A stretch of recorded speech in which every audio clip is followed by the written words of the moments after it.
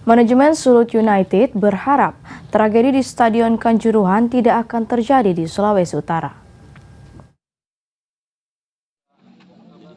Manajemen klub Sulut United ikut menanggapi tragedi yang terjadi di Stadion Kanjuruhan Malang yang merenggut ratusan nyawa supporter sepak bola. Usai menggelar doa bersama dengan para supporter di Stadion Kelabat Manado, manajemen berharap tragedi serupa tidak akan pernah terjadi di Sulawesi Utara.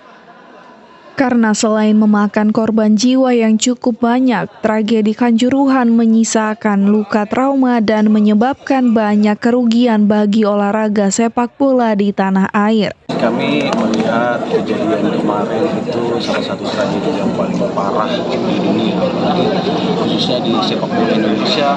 Jadi kami merasa tergerak karena kita tidak mencari siapa yang bersalah dalam kasus ini, tapi kita jadi kasus ini biarlah menjadi pelajaran buat kita semua.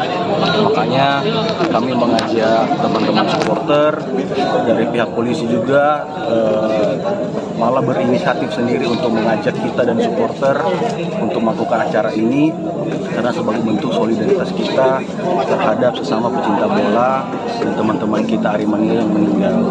Semoga kedepannya hal ini tidak terjadi di Sulawesi Utara, khususnya di Manado juga, dan tidak ada lagi kejadian seperti ini terjadi di Indonesia bahkan di seluruh dunia.